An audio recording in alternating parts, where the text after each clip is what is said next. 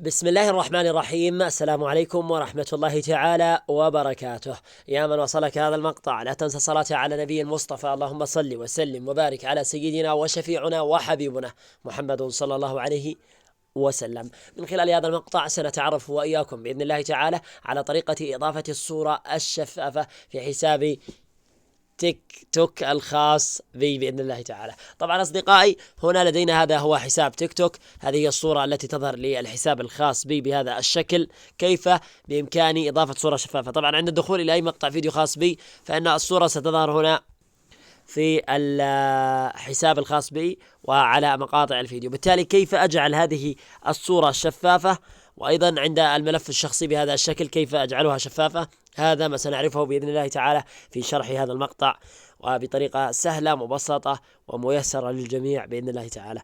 أولا نحتاج إلى تطبيق إزالة الخلفية. نقوم بالضغط على أو الدخول إلى متجر بلاي وكتابة إزالة الخلفية في البحث كما تلاحظون، ثم ستظهر لي عديد التطبيقات. أستخدم التطبيق الأفضل فيها وهو تطبيق ممحاة الخلفية. بهذا الشكل يظهر هذا التطبيق. نقوم بالدخول إليه، ثم بعد فتح التطبيق نختار هذه الخانة، ثم بعد ذلك نقوم بجلب أي صورة،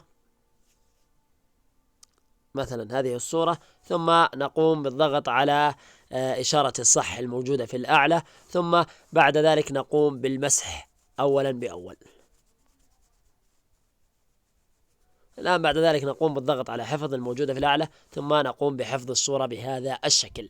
الآن نخرج من التطبيق، نتوجه إلى تيك توك، ثم نضغط على تعديل الملف الشخصي، تغيير الصورة، اختيار من المعرض، ونقوم باختيار. طبعا الصورة لن تظهر بهذا الشكل إلا عند الضغط على خيار كل الوسائط الموجود في الأعلى. نقوم بالضغط على خيار كل الوسائط، ونقوم بالنزول إلى الأسفل حتى نصل إلى خانة التطبيق التي تظهر في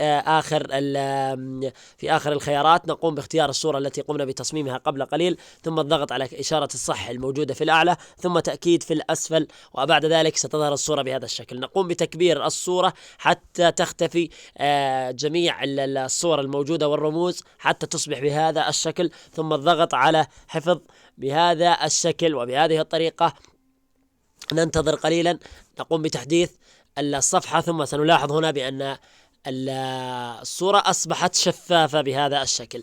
الآن عند الدخول إلى أي مقطع فيديو خاص بي فإن الصورة طبعا نقوم بتحديث الصفحة مرة ومرة ثانية.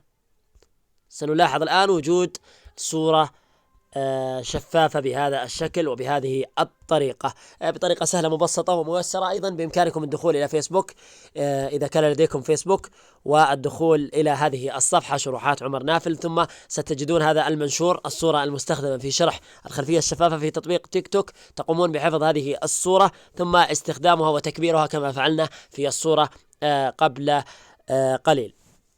أتمنى أن الجميع استفاد من هذا المقطع. نلتقيكم بإذن الله وبحول الله تعالى في مقاطع لاحقة. إلى ذلك الحين أستودعكم الله، والسلام عليكم ورحمة الله تعالى وبركاته.